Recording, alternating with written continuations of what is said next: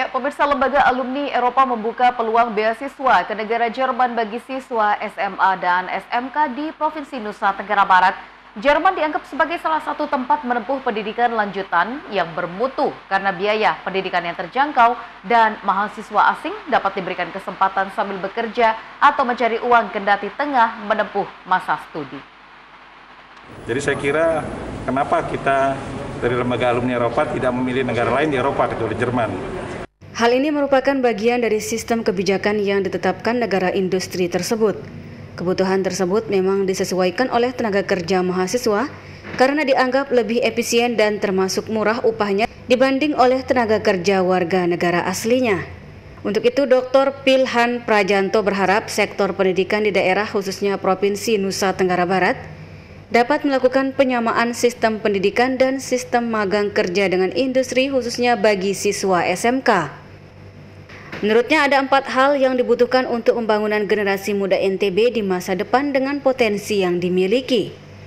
Pertama yaitu pertanian dan pangan, kedua sektor maritim, perikanan, perkapalan dan pertambangan laut. Ketiga pariwisata dan industri kreatif. 4 komponen inilah yang menjadi titik berat kebutuhan pengiriman mahasiswa untuk belajar ke Jerman. Kita memerlukan di sini 4 hal yang bisa membangun negara ini jadi besar dengan potensi kita sendiri, yaitu yang pertama adalah pertanian dan pangan. Nah, ini kita akan cari di Jerman ya, dan memang kita sudah mulai nih. Yang kedua maritim. Tadi saya senang sekali ada yang jurusan maritim ya. Maritim dengan berbagai aspeknya, dari perikanan, perkapalan, juga termasuk mining di laut. Pertambangan di laut itu sangat kaya laut kita. Yang ketiga berikutnya adalah pariwisata. Jadi pertanian pangan, maritim, pariwisata, dan yang keempat adalah industri kreatif.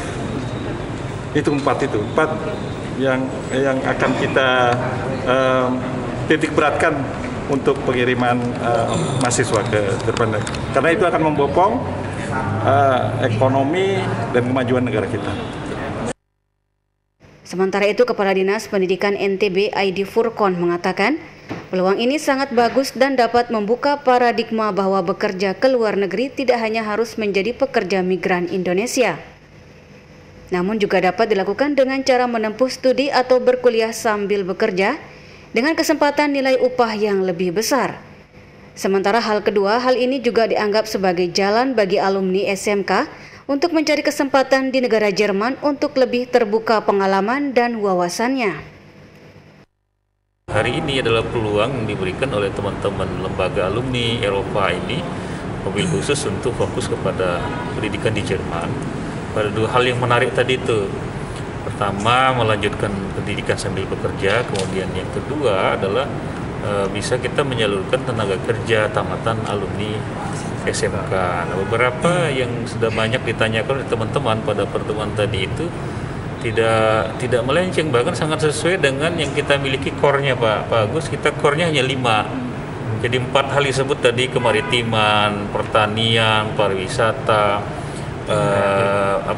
industri kreatif itu kan sudah masuk di kisah. Dan kita malah punya tambahan satu lagi, teknologi rekayasa Pak.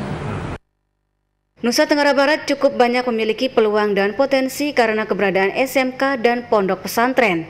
Merupakan sebuah etalase bahwa jiwa merantau anak-anak di provinsi ini cukup tinggi dan dianggap memiliki daya juang yang militan. Hal ini menjadi keinginan lembaga alumni Eropa untuk ikut mensukseskan mereka yang diberangkatkan ke Jerman. Maisarah, Lombok TV, Mataram.